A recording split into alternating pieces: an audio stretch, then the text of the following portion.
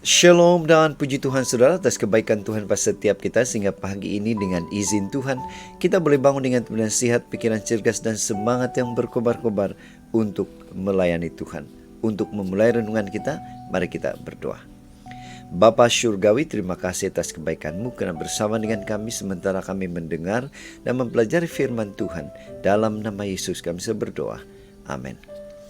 Saudara dan saudari yang dikasihi dalam Kristus, tajuk renungan kita pagi ini adalah Tuhan mengenal Maria. Apakah Tuhan mengenal kita juga?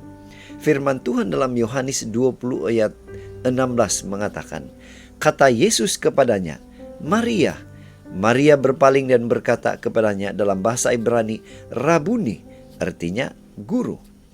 Nah saudara, bacaan kita hari ini kita boleh baca semuanya di dalam buku Injil Yohanes 20 ayat 11 hingga 18. Ini merupakan peristiwa di mana Yesus menampakkan diri kepada Maria Magdalena di kubur Yesus sewaktu Maria mengunjungi kubur itu. Sebuah ilustrasi. Nah, bersama dengan mereka yang berjaya diselamatkan dari tenggelamnya Titanic, ialah wanita bernama Leah itu sedang berada di kapal penyelamat Karpathia. Matanya terus mencari bayinya, Fili. Tiba-tiba terdengar suara tangis bayi yang sangat dikenalnya. Bayi itu sedang digendong oleh seorang wanita yang mengakuinya sebagai anaknya. Nah, kapten kapal datang meleraikan pertelingkahan kedua perempuan itu, lalu bertanya kepada Leah, bolehkah kamu sebutkan ciri dari anakmu yang dibawanya sejak lahir? Leah menjawab, di dadanya ada tanda lahir berwarna merah. Dan setelah diperiksa, ternyata benar.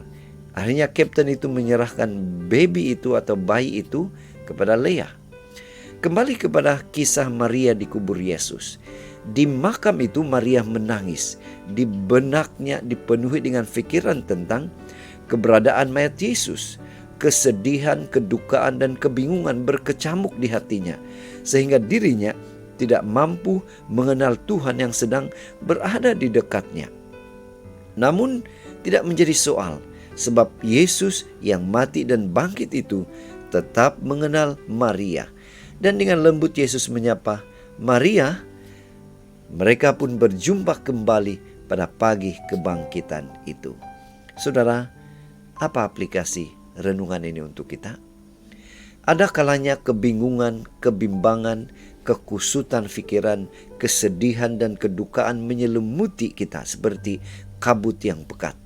Kita hanya menangis dan tidak mampu mengenal Tuhan. Kita seperti orang tersesat dalam hutan rimba, kehampaan dan kedukaan.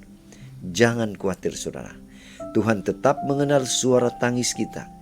Dia pasti datang dan memeluk kita ke dalam dekapannya.